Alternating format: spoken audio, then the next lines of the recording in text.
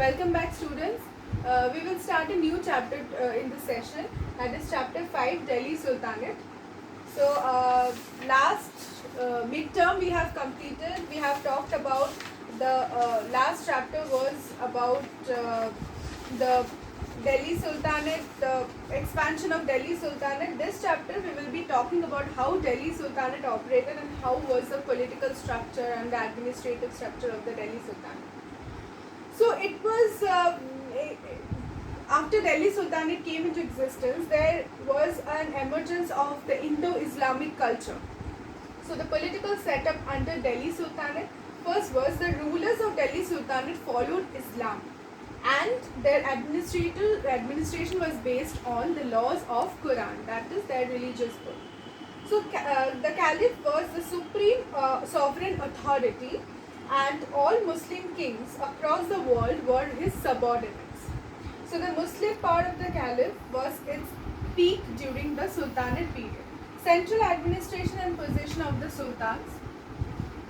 The Sultan was the head of the military administration and the commander-in-chief of the army. He was a military despot. He had the despotic power over the military.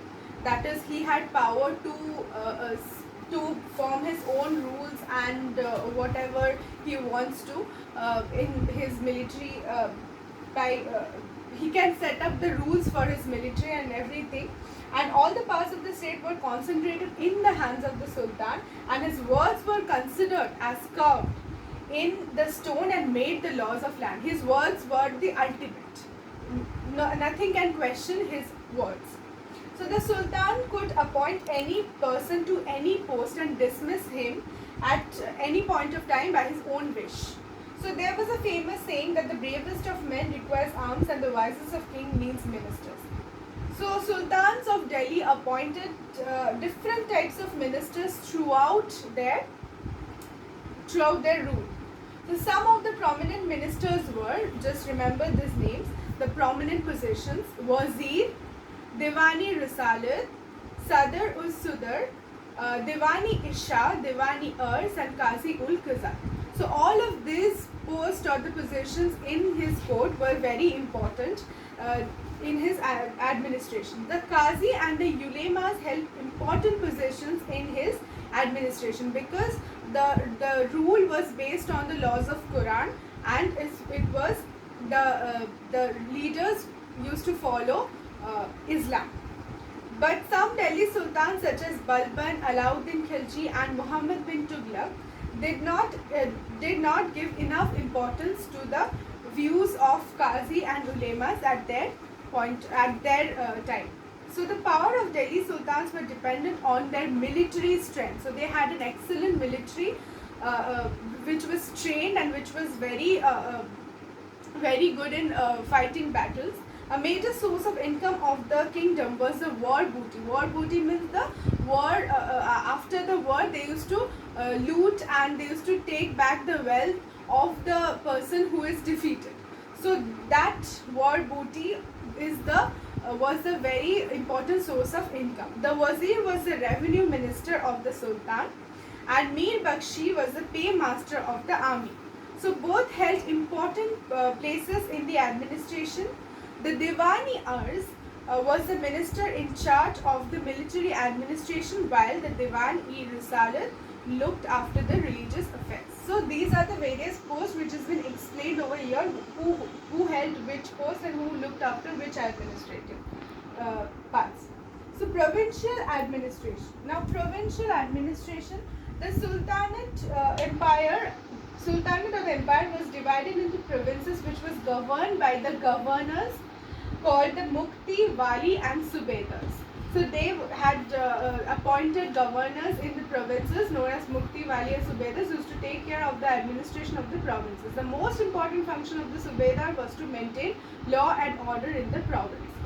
The village was the basic unit of local administration. A group of villages was known as Pargana. So the Amil was the chief officer of the Pargana, and he was responsible for collection of the revenue. The Muqaddam or Chaudhry was the village headman. and all the towns and villages with Muslim population had a qazi to deliver justice to the people. So this was the administrative setup and division of powers among the various posts. To enforce the Sharia and Quranic laws also, the qazi was responsible. And the Kotwal was the head of the police and police department of the town, and the Delhi Sultanate dealt severely with the criminals. That's why they could hold their administrative influence or their influence over such a huge part of the administration, huge part of India for a long period of time. Now the nobility. Nobility also played an important role in administration. They occupied the place next to Sultan and were part of the ruling class. They belonged to diverse tribes like the Turkish, Persian, and Arabic. So mostly the nobility belonged to these three tribes. The Hindu nobles were negligible in number during this period. Members of nobility performed important functions such as help the Sultan to expand his territory or empire. They suppressed the rebellions. Nobles had the responsibility to run the administration, and they appointed the king as there was no law of succession.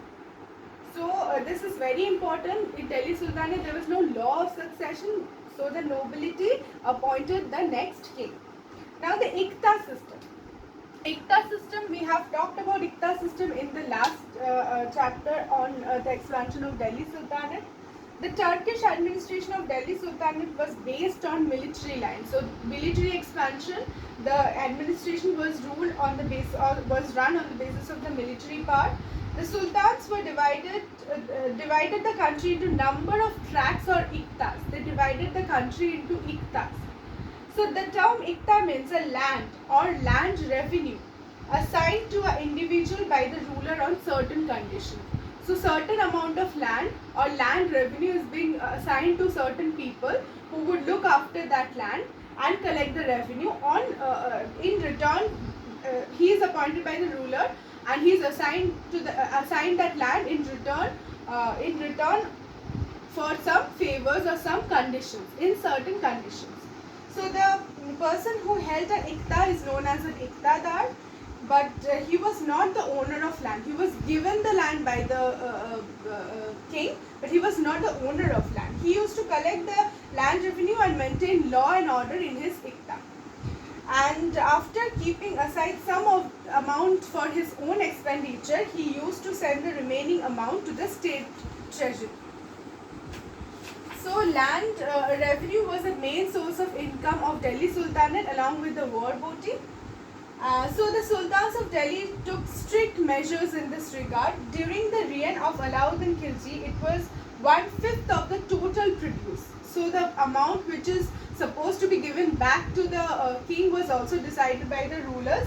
It was 1/5 of the produce which was decided at the time of Alauddin Khilji. It was increased during the rule of Muhammad bin Tughlaq, so that the nobles do not, or the iktadars do not rebel against the king, or they do not turn against the king or conspire against the king. So during the time of Muhammad bin Tughlaq, from 1/5 the total produce, or 1/5 of the total produce to half of the total produce, the ikta, the amount of revenue that is paid back to the king was increased from 1/5 to half. During the reign of Iltutmish, some 2,000 Turkish soldiers were given iktas in the Doab region, the Ganga Yamuna Doab region. So gradually the system was developed further during the times of Firoz Shah Tughlaq and the Lodi dynasty. So with the passage of time, this changed to the Jagirdari system. This ikta system was transformed to Jagirdari system with the time. So today we will be dealing with this much. Next day we will be starting with the socio-economic life under the Delhi Sultanate. So I hope it is clear. Just go through the chapter. Just go through this part. If you have any problem, then you can ask, and we will be starting with a new portion next class. Thank you.